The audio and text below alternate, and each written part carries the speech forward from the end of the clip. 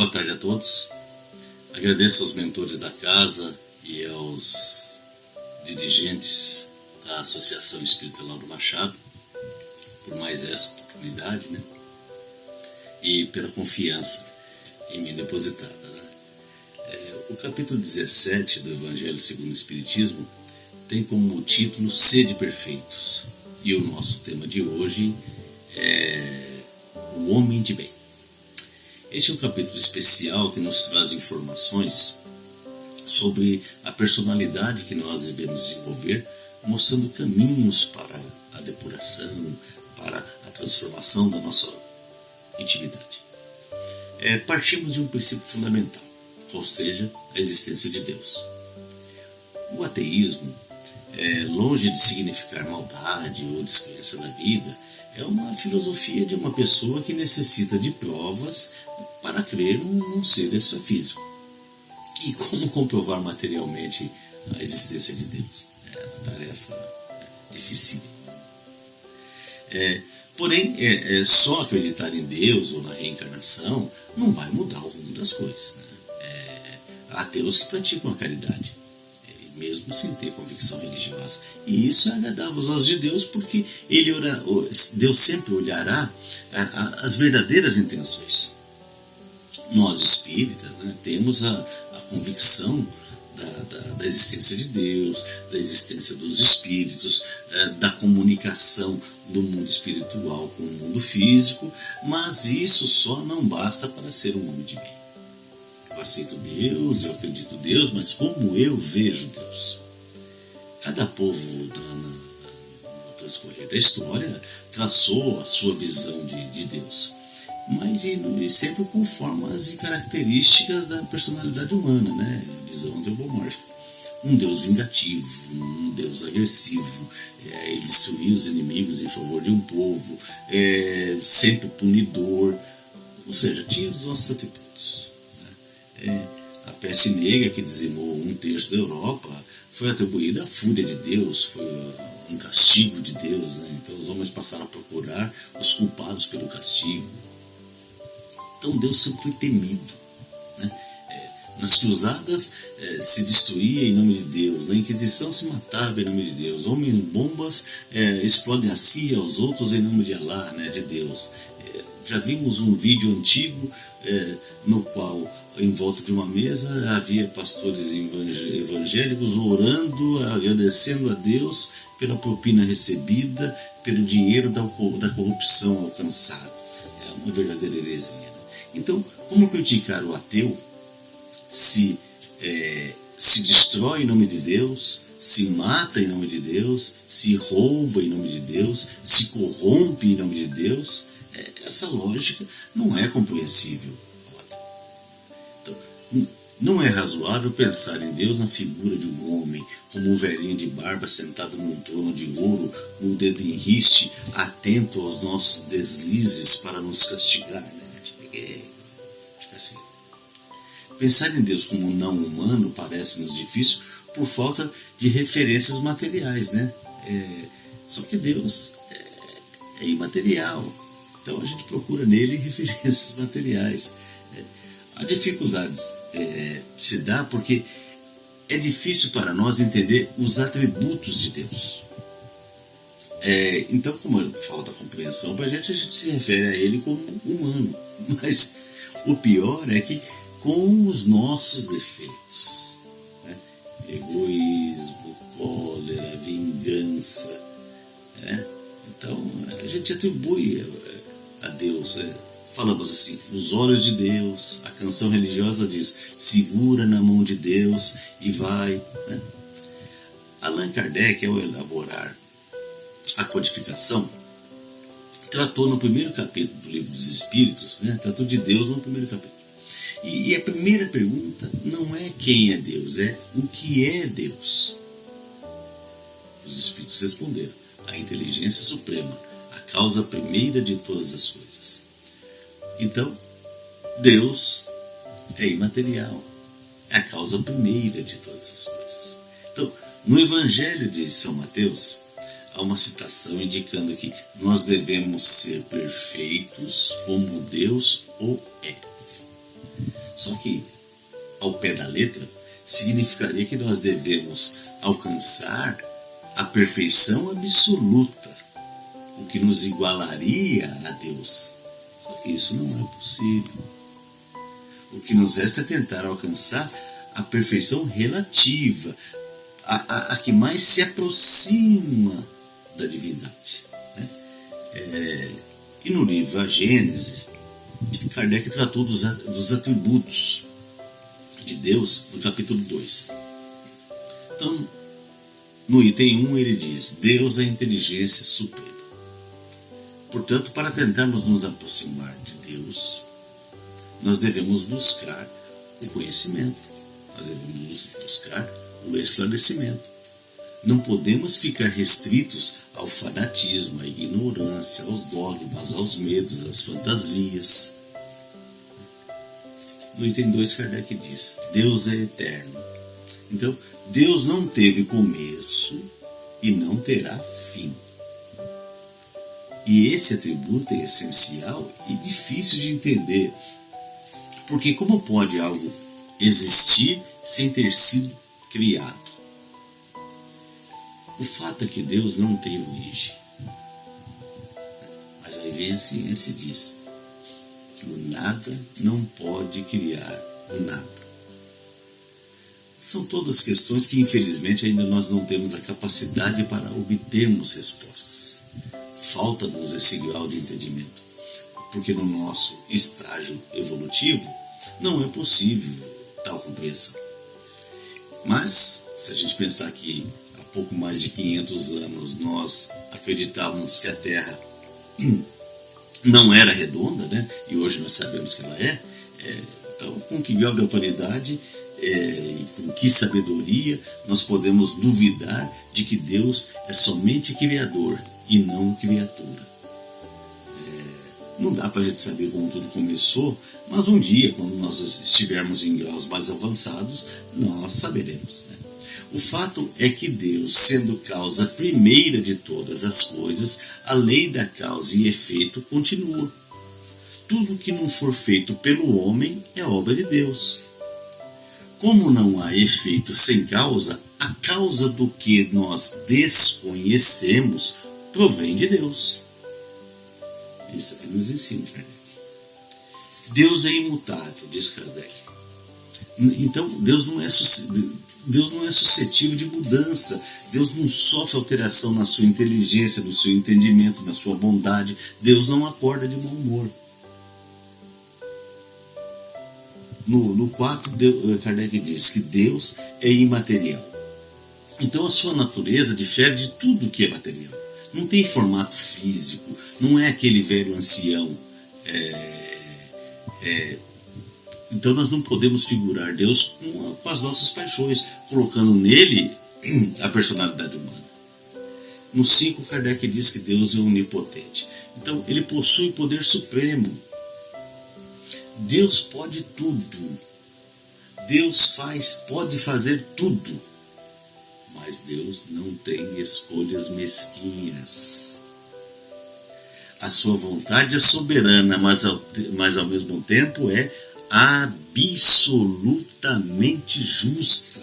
Absolutamente. Então, a vontade é soberana, ele faz o que ele quer, mas sempre dentro da sua justiça. Se eu disser que eu não acredito em Deus, Deus não me castigará por causa disso. O sentimento vingativo, mesquinho, pequeno, é humano, não é divino. Né? O que vigora é a lei da causa e efeito. Lei perfeita, universal, que faz com que tudo no universo seja harmônico e cada um responda pelas suas ações, tanto em relação à natureza das faltas, como em relação à intensidade dessas faltas. Continua Kardec no item 6. Deus é soberanamente justo e bom. Tudo está no seu devido lugar. Hoje nós somos frutos da nossa própria história. Tudo tem uma razão de ser. Deus não favorece este ou aquele, não impõe um fardo maior do que podemos carregar. As dificuldades que se apresentam são para o nosso aprendizado e decorrem de nossos próprios atos, de nossas próprias escolhas. Crescemos, evoluímos de acordo com os nossos próprios erros e acertos. Eu ouvia muito quando era criança que, olha, Papai do Céu vai te castigar. Então incutia-se na criança o medo, medo de Deus. Daí a importância da evangelização para desmistificar a ideia desse Deus vingativo, para que a criança passe a crer em Deus, a confiar em Deus e não a temer Deus. A ideia do inferno, o fogo eterno que consome as almas, contraria a bondade de Deus. Como admitir que Deus seja bom e justo e ao mesmo tempo possa permitir um castigo eterno, sem possibilidade de arrependimento, sem possibilidade de se refazer o mal que foi feito, sem perdoar?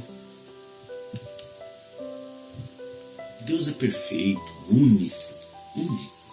Jesus não é um segundo Deus. Jesus é um Espírito puro que alcançou a maior perfeição possível, mas não a perfeição absoluta, porque é absoluto somente Deus. Se nós acreditarmos que o Espírito foi criado no instante do nascimento para viver somente uma vida, Deus seria injusto, porque teria privilegiado uns em detrimento de outros. Por que determinada criança nasceu na Ucrânia e não no Brasil e está passando por toda essa turbulência da guerra com os russos, etc., essa coisa sem sentido que a gente está vendo? Então, Deus privilegiou a criança brasileira, nós brasileiros, e castigou os ucranianos?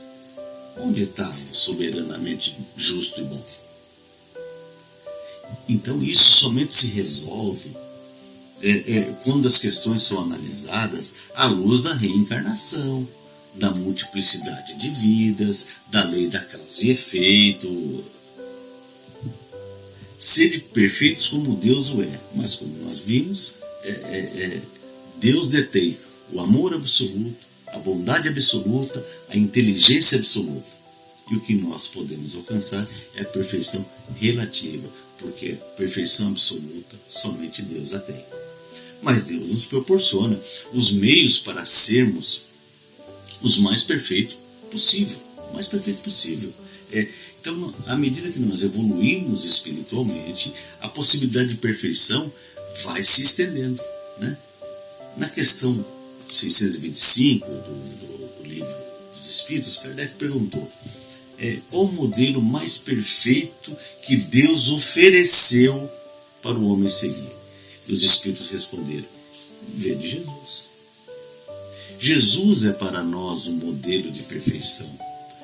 Encarnado, viveu como homem, e devemos observá-lo não como o espírito puro que ele é, porque não tem jeito a gente pensar e se equiparar, mas ver o seu comportamento, a sua postura como humano, diante das vicissitudes do mundo, da época em que ele vivia. Devemos ser justos, colocando o amor e a caridade em primeiro plano. Esse é o ensinamento maior de Jesus. Só que normalmente a nossa justiça é feita de acordo com o nosso interesse e com uma grande dose de vingança, pois sempre nós nos colocamos como vítima. O amor, disse Jesus, deve ser incondicional. A caridade, diz o Espiritismo, deve ser material e moral. A lei do amor, justiça e caridade é o lema do homem de bem. Chico não julgava ninguém, aceitava a todos dentro de suas limitações. Conta o que Chico certa vez disse para não ignorarmos o morador de rua, o bêbado, o drogado, Porque todos nós, e eles também, temos um espírito protetor. Um espírito que nos protege, que nos intui, que nos orienta. Só que a gente não conversa pouco com ele. Mas, e quando nós negamos a essas pessoas uma ajuda, quando nós negamos uma atenção a esses encarnados, né, os espíritos que os protegem se voltam contra nós por meio de cargas energéticas negativas. Então, nós vemos uma grande distância entre o nosso comportamento e de pessoas como Chico Xavier, Madre Teresa de Calcutá, etc. E pensamos que, olha, poxa, muito difícil para chegar lá, meu Deus. Mas aos poucos nós vamos dando os primeiros passos e vamos diminuindo essa distância. Vamos diminuindo a distância. Então, primeiro nós vamos pegar os exemplos do dia a dia. Então vamos ser mais pacientes no trânsito, mais calma na busca de um estacionamento no shopping center, ter alguma paciência com quem tenta nos puxar o tapete no local do trabalho, relevar aquele vizinho chato. Então nós vamos nos aprimorar primeiro nisso, nessas pequenas coisas. Depois que nós nos aprimorarmos nessas pequenas coisas, nós vamos ter consistência e sabedoria para as novas etapas. Aí sim as etapas mais difíceis. Não adianta querer alcançar o sol. O sol está distante de nós, né? Mas nós podemos alcançar a flor, uma criança, um irmão enfermo. Então vamos tentar primeiro alcançar o que nós podemos. Tentar alcançar o máximo é complicado. Nós então devemos começar pelo mais simples, pelas nossas questões cotidianas. Então, eu sou um péssimo espírita porque eu fiz tal coisa e tal, mas nós não podemos esquecer que o verdadeiro espírito é aquele que se esforça para conter as más tendências. Não é aquele perfeito, não, é aquele que se esforça para conter as más tendências. E pelo reconhecimento dos erros, nós vamos despertando a nossa consciência. O fato de se sentir mal por ter cometido um erro já é uma conquista e já é um grande salto. Eu só saberei o que é bom e o que é mal, o que é certo, o que é errado, se eu experimentar. E a experiência é feita de erros e acertos. Estamos aqui encarnados para aprender principalmente com os erros. E é um grande equívoco tentar esquecer, vamos esquecer os erros cometidos. Porque a lembrança de Deus faz com que nós nos esforcemos para não errar mais. Jesus disse à mulher adulta: vai, não peques mais. Se eu limpar da consciência, se eu deletar o erro cometido, eu posso vir a cometer o mesmo erro. A consciência faz com que nós possamos frear os nossos impulsos. Errar ou acertar vai depender da nossa maturidade espiritual. Sou espírita, errei, admito o erro, sou imperfeito, mas não deixo de ser espírita, pois eu me esforço para tentar mudar, para buscar a perfeição possível. Então, na questão 919A, né, sempre lembrada, o Espírito Santo Agostinho nos manda fazer uma reflexão, um balanço daquele dia para tentar não errar, não cometer o mesmo erro amanhã. É o orar e vigiar, é a vigilância para tentar não errar. Porém, nós não podemos nos omitir das coisas. Então, nós devemos ser ativos na tentativa de fazer o bem. Se erramos, Deus primeiro observará as nossas intenções e não o erro em si. Não é primeiramente vai observar o erro, mas sim a intenção. Devemos ter fé em Deus. Nós não sofremos por acaso, ou por azar. Se fosse assim, a culpa seria dos outros, né? Tudo em nossa vida tem uma razão de ser. Tudo tem a sua causa.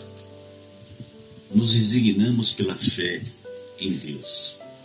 Está difícil, mas eu continuo lutando contra o que é negativo, trabalhando para me consertar. Resignar não é a conformação singela. Foi porque Deus quis. As coisas são como são, mas temos que entender o mecanismo do mundo para não alimentar revoltas, para não se alimentar de infelicidades. Devemos nos conformar e entender que o sofrimento é só nosso, não é para revolta com os outros, nem para com Deus. Tenho que me questionar. Por que determinado espírito alcançou tal estágio e eu não? O que me faltou? O que eu deixei de fazer? O que eu deveria ter feito e não fiz?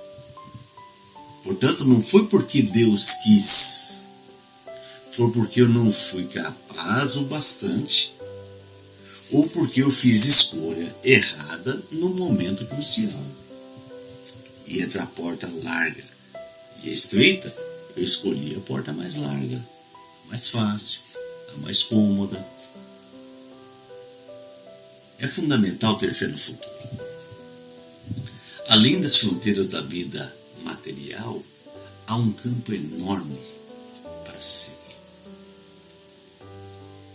A luta permite conquistas. E o que realmente vale é a luta, o esforço para se conquistar, e não a conquista em si.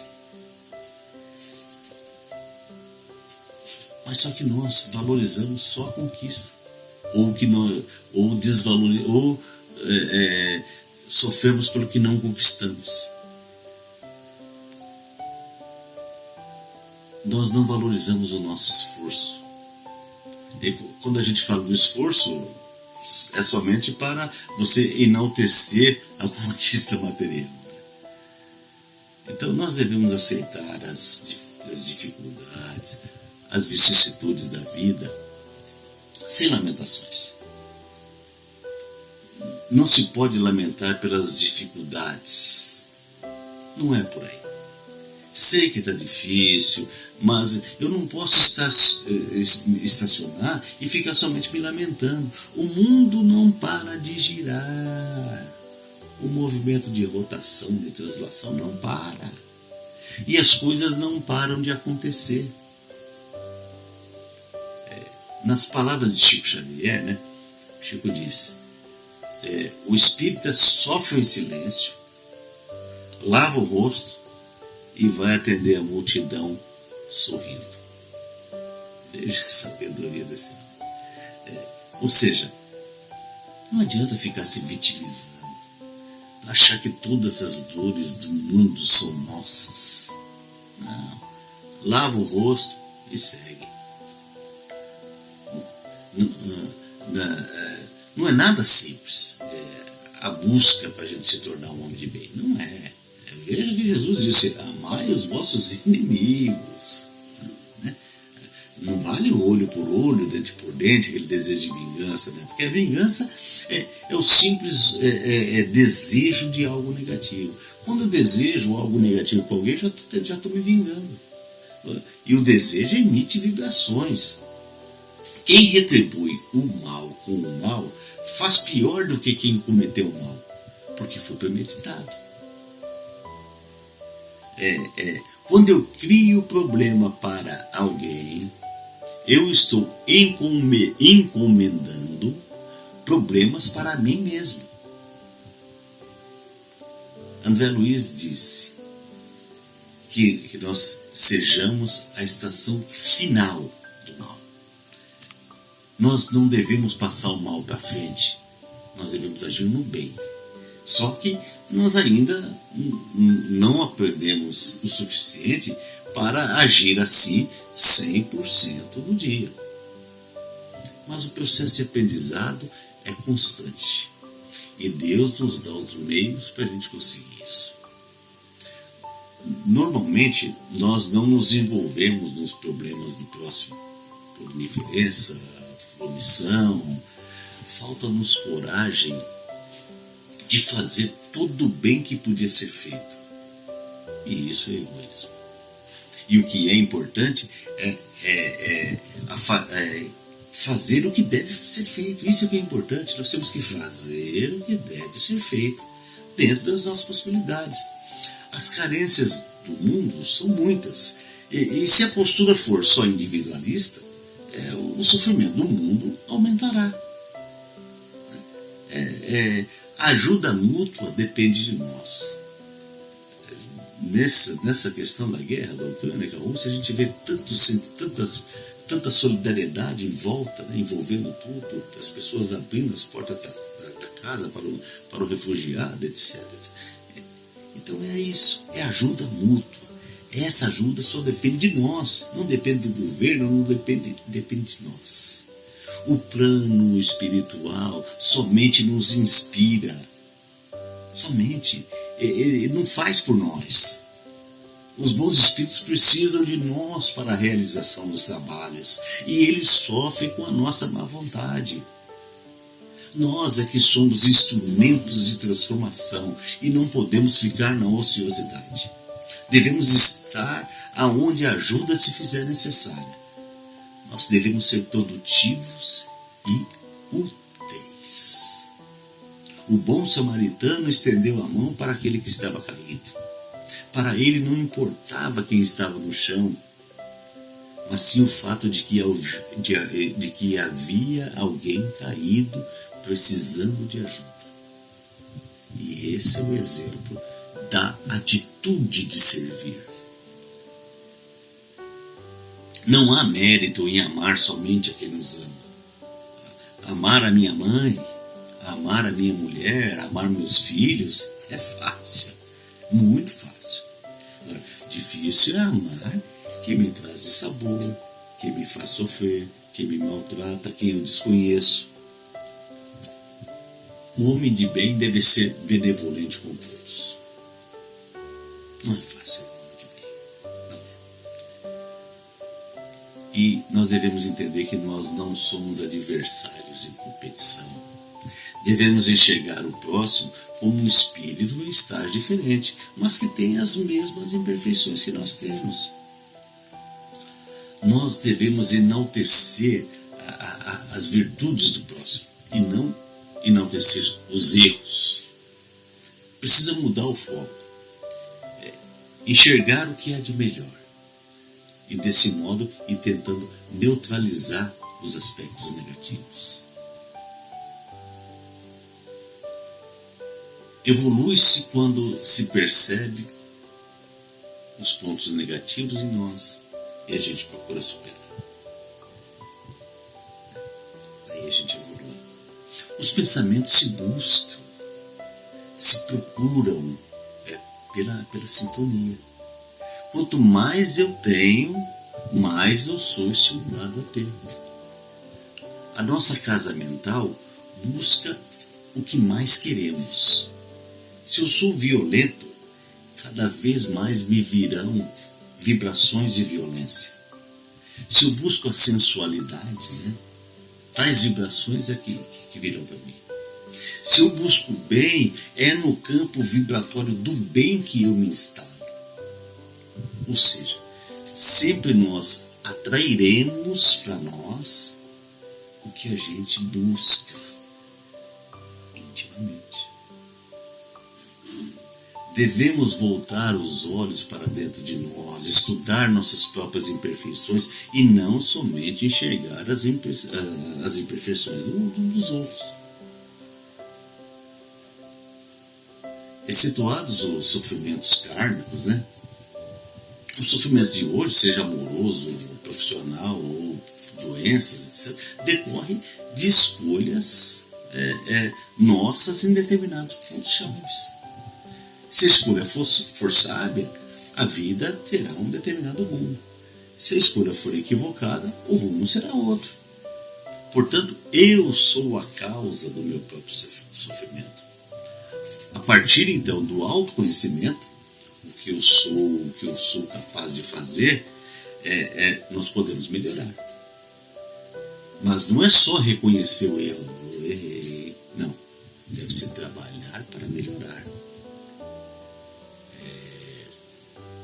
Pessoas como Chico, Gandhi e Madre Teresa, eles não se destacaram pelas suas posses, mas pelo seu trabalho em favor do próximo. Né? Eles sabiam das suas limitações também, sabiam disso. E tinham a responsabilidade de servir de modelo para aqueles mais inferiores. Né? E é a vida. A vida não é... Aqui não é a Disney. Na fábula do porco espinho, até a fábula do porco espinho, que durante a era glacial, né, eles se juntavam, ficavam todos juntinhos ali por causa do frio intenso, para se aquecerem uns aos outros, né? Mas os espinhos deles próprios feriam eles mutuamente, né? E alguns se afastavam por causa da dor, né? Sentiam dor, estava dolorido, mas se afastavam, e quando eles se afastavam, morriam de tanto frio, morriam congelados. Então, entendeu-se que ou eles aceitavam os espinhos de seus pares e ficavam juntos, convivendo com as dores e as pequenas feridas, ou morreriam. Então, não há como viver no nosso planeta sem dores. A dor faz parte da nossa existência. Nós devemos sempre questionar: o que Deus espera de mim? E nós vamos entender o objetivo da nossa existência. E se eu estou aproveitando as experiências pelas quais estou passando. Então, gradualmente, pela luta íntima, nós transformaremos nossos valores e nossas crenças. Qualquer que seja a nossa função neste mundo, temos que saber que temos nossas responsabilidades e devemos desenvolver nossas atividades da melhor forma possível. Ao assumirmos responsabilidades, seja doméstica, profissional ou religiosa, temos que fazer bem o nosso trabalho. O mundo se transforma pelas nossas atitudes, pela nossa consciência. Nós somos responsáveis pelos nossos atos. Os missionários vieram para esse planeta para trabalhar, sem esperar recompensas. Eles fizeram porque era o que tinha que ser feito. Missionários como Chico, etc., Gandhi, etc., eles fizeram o que eles fizeram porque tinha que ser feito, pela consciência que eles têm de que era isso que eles deviam fazer, sem esperar recompensa. Nós também somos missionários dentro da nossa inferioridade. Temos tarefas a cumprir. Se nós não fizermos nem o pouco que nos compete, como esperar por grandes coisas no futuro? Evoluir é ter lucidez. E o bem resultará das escolhas feitas por nós. Então, para encerrar, tem uma música de Gonzaguinha chamada Semente do Amanhã. Nunca pare de sonhar. Então, numa parte da letra, diz o poeta: o hoje é semente do amanhã. Nunca se entregue. Nasça sempre com as manhãs. Deixe a luz do sol brilhar no céu do seu olhar. Fé na vida, fé no homem, fé no que virá. Nós podemos tudo, nós podemos mais. Vamos lá fazer o que será.